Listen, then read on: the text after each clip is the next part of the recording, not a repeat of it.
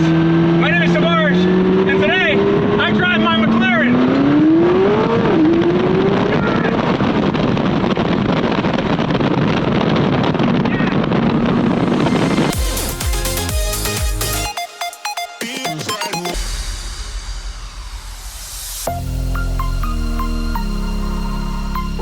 So if you guys are new to my channel, thank you so much for watching. I really hope you enjoy it and consider subscribing if these are the kinds of projects you like to see.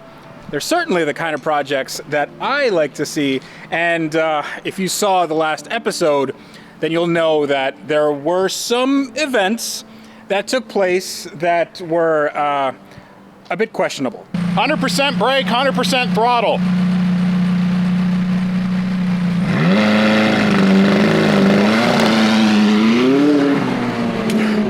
Oh my goodness. Uh-oh. Now obviously the car was not on fire or anything. In fact, it took its launch control, its first launch control in many years, very, very well. Unfortunately, my skills of securing fire extinguishers in the passenger footwell are a little bit not good. I don't know how to do that. I didn't do that, and the fire extinguisher just went off and it made a huge mess, but that mess is now remedied with the help of Rex and Jared. We took everything out, and we even took off this dealer protective wrap that was on there, and it basically transformed the look of the car. We got these nice and neat. They are very, very spiffy, and we didn't put a seat in there because I'm thinking about polishing the carbon, because it is a carbon tub. You can see the carbon tub. It is a very lightweight car. This one is a little more lightweight than usual. But right now, this car is ready to go on its first drive. And before we do any of that, give this a review of how this all went in its first maiden voyage. Well, if we go to up to the point of the incident, Yes. is what we'll call it, the smokening. Yeah, right. I would say an 8 out of 10, and the reason it's an 8 out of 10 is she's a little crab walky in the rear. Our eyeballs were a little off on the rough toe set. Okay. But it shifted amazing. As soon as you hit 10 miles an hour, the wing laid down into its normal position, which means that system's working correctly.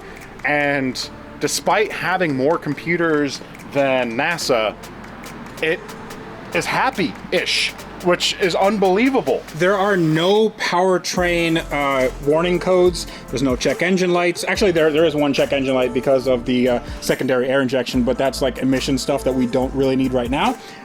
Everything else is very happy. The suspension is happy. The hydraulics for the wing are happy. The clutch is happy. Everything's happy. There's just no body work on it. But we're gonna now put this on an alignment machine because I really do want to just take it down the road. Yeah, and I'm excited to see it actually go and behave like a normal car that a lot of people are looking at, trying to figure out what it is. And the alignment's going to tell us a lot as well. We're going to learn the camber caster settings, which is some angles in the tires. We'll talk when it's on the alignment. Right? It'll make more sense.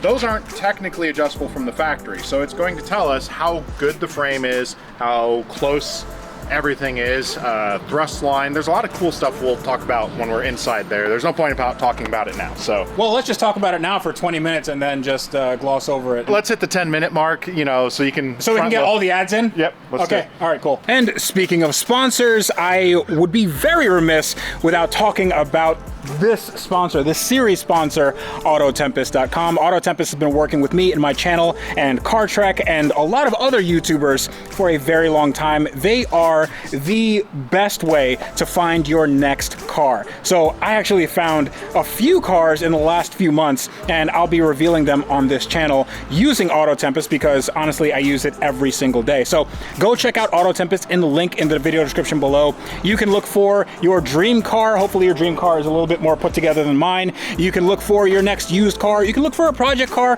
or you can just window shop, which is what I do until I just go crazy at 3 in the morning and buy something sight unseen. So go check it out in the link in the video description below right now.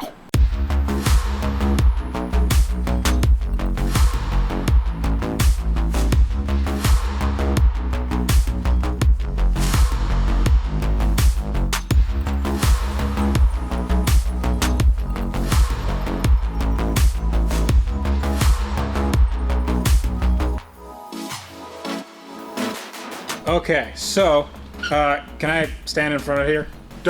Come close. Yeah, duck or walk around. Or you can just walk in front of it and let it yell at you. Okay, all right. So we are here at Drizza Auto, and Derek here is awesome for letting us use his Benpack alignment rack. Well, here are the numbers that, well, this is straight from the car. We didn't fix anything, we didn't touch anything. Yeah, we just finished our initial measurements, and it's not bad. Yeah, it's not bad. Like, if you took a test in the 5th grade and you got a grade like this, what would it be? C minus. Yeah. C minus. I'll take it. All right. So the big things we were concerned with would be camber being in the rear. Now, ideally you'd want them a little closer, but the fact that they're obviously well within specification, the rear end is in a good condition. Toe is just wonka. You know, that was set by an eyeball. It should be closer to 0 degrees, and we're 0.68 and 1.1. So that's adjustable. But it's, I mean, we're talking about 1 degree here, so it's, well, that's a lot. No, I know it's a lot, but like by eye, I'm going to call that a win. Also, realize that camber, that is what basically makes the wheel go out like this. When you see those crazy cambered cars, that's what they're talking about. So the bottom of the wheel essentially comes out if the camber is negative. If the camber's positive, then the top of the wheel comes out like this, and then you look like a Yugo. Yeah. So, and then we go to our front, where some of the numbers don't initially look good, but I'm not immediately concerned because we don't have any weight on the front of the car. So when we're looking, the right side camber is showing to be within specification. They run a lot of negative camber, not good for tire wear, fantastic for handling. You go to the left side and it's lower, but the car carries a little more weight normally in the left front fully assembled. So as the You're trying to say something about my weight, Jared? well, but the front end is going to squat underweight, and that's going to come back in caster, left to right. Caster is a really good indicator of bent suspension parts. Caster is how much it leans. You have an upper and lower pivot point, ball joints, McPherson stretch. There's lots of different ways, but it's the orientation of the wheel, how it pivots this way. If you picture your old 10-speed bicycle, how your wheel kind of spins and, you know, the forks would go forward, it's a stable ride. If you turn it backwards, you get wobbly and fall over. So that's caster. Our caster's looking really good. Caster's the biggest indicator or cause of pull, in my opinion. The other one, I'm not sure what Ranger's translation of KPI, that's usually a indicator where it uses a back-end formula to indicate, again, bent suspension parts, bent subframes, and they're nearly symmetrical left and right, which indicates we are going to adjust the toe to make the toe happy, and you're going to drive your car. Yeah, that's really not bad at all. So you said that the car was crab walking a little bit, right? And what that means is because the way the toe is pointing, it will kind of find center, and you have what's called your thrust angle. So from your front, the way or the thirst angle. Oh, well, it's how thirsty your car is, or how thirsty the people are that are following your car. That's very. I mean, that's. It'll be more than 0.21 degrees. Let me tell you that. The way the rear tires point in relation to the front tires, so they're pointing a little bit to the right. So you want this to essentially be 0. Yeah. We just have to adjust the tie rods, and that's it. And that's it. So we will put you underneath with some wrenches and let you do your first alignment. Cool.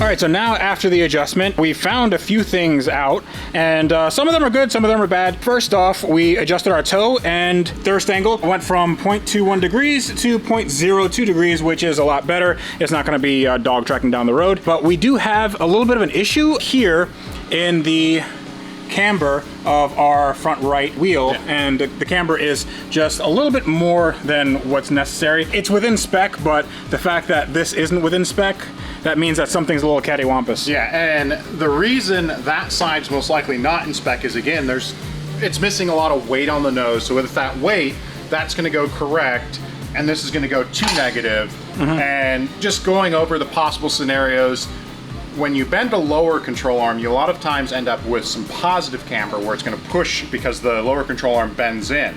When the upper control arm bends, again, as it bends, it'll pull the top in, which gives us that negative camber. So it's possible that I need to replace some control arms, but for the purposes of our drive, this is totally fine. It's not going to have any weird driving experience. It might pull to one side or another.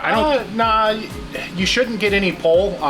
You are definitely going to have a weird driving experience, though. Well, that's not because of the alignment. No, that is not the alignment. The equipment's working well. I was really surprised at the rear because I thought that we put on everything from scratch. Everything is good. We have 0.9 degrees, 0.3, 0.9, 0.6. Everything's fine. Let's go drive the car. Go drive the car. Yeah. Well, okay, so I am about to drive this car again.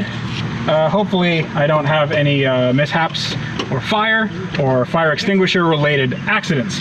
I do need some eye protection, so Jared has given me a very nice set of glasses. So just remember the signal. I'm following you with the drone. Yeah. What is the emergency signal so I know to come get you? What's the emergency signal? Team America. Yep. Everything's in normal. Just gonna go in normal. We're normal today. Just act natural. Nothing to see here.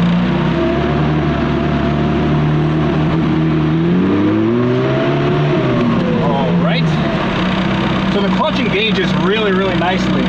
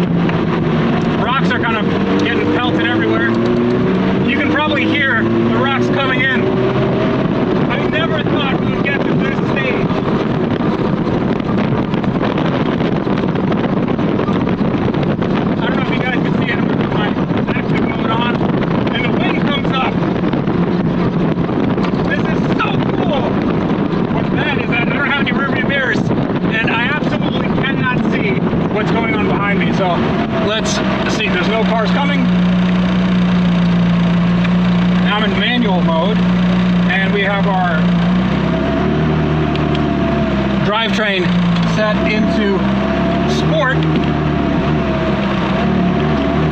which should give us a little bit more exhaust note.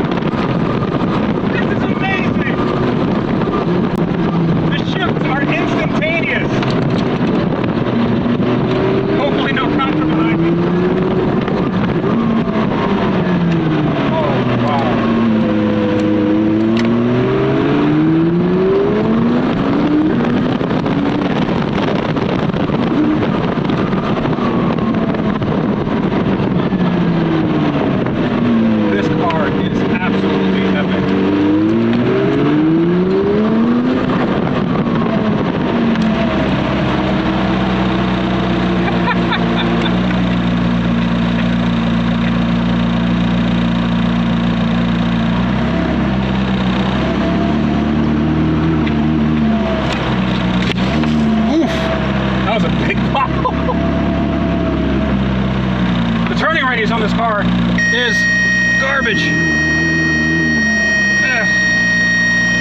Okay, let's try a launch, shall we? The tires are a little bit wet, but that's okay. Launch mode active, awaiting full throttle. Let's do it.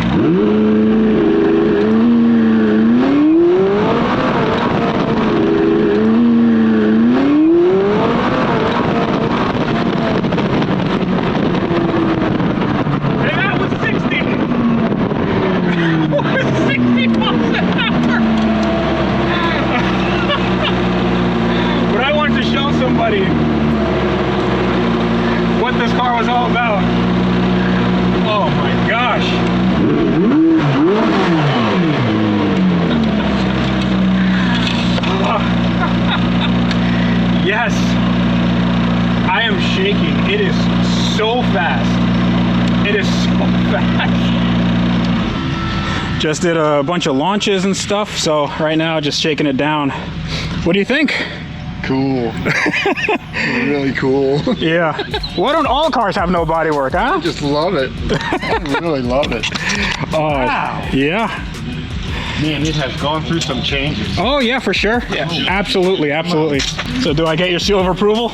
Wow, it's really, man, it'll be really wild when you put the body on it. Oh, yeah, for sure. Damn.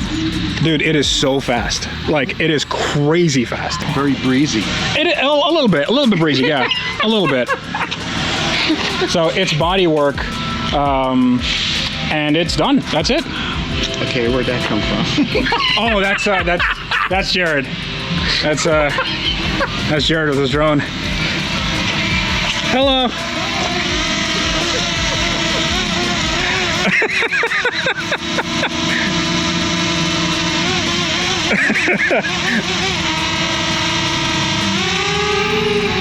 Bye-bye.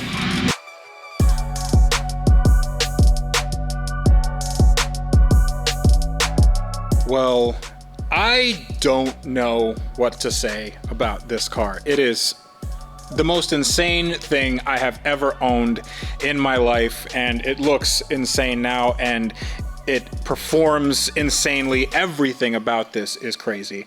And I am very, very indebted to you because you helped me out so much during this entire build and really just kind of put this together. And we worked through this all and figured it out. And Mclaren had no part in this whatsoever. We didn't take it to the dealer.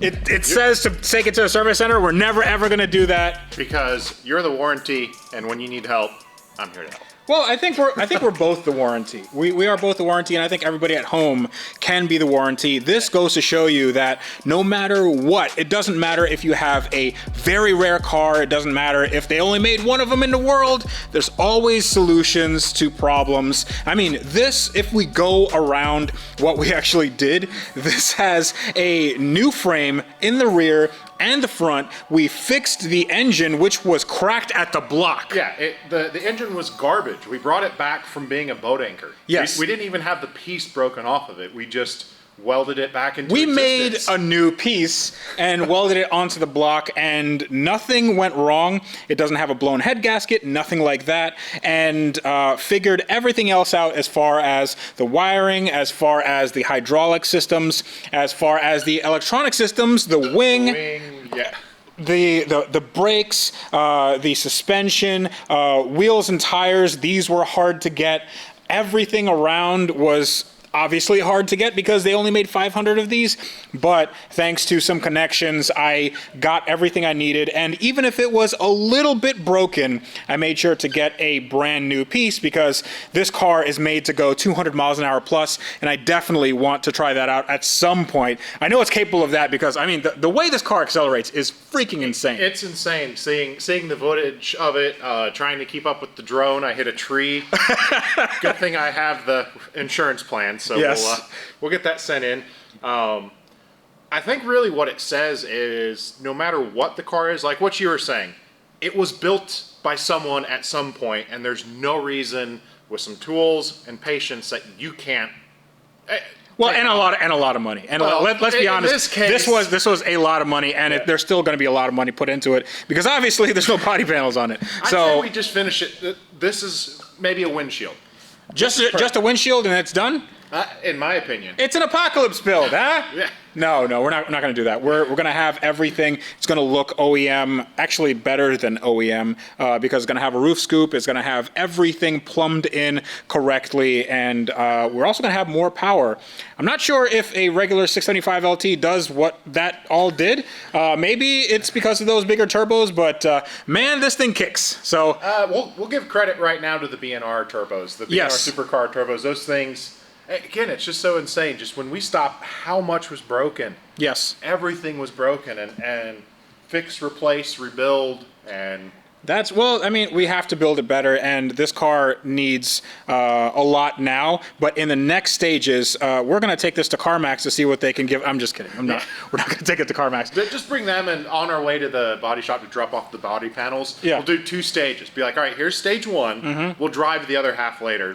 Let us know what you'll think. Exactly. In the next episode, we are going to be putting 37-inch monster truck. Okay, we're not doing that either. Yeah, I'm just trying to go through all the YouTuber memes. Paint it purple? I don't know. I'm not Stradman. So, no, we're going to put the body panels on. Well, we're not going to put them on. We're going to take them to the body shop so you can see the new custom color. And then we have to do a few things around here. And then we can start the process of gluing everything on. And that is going to take a very long time. But for now, I am very, very enthusiastic, excited. I'm still a little bit wired from how this car drives.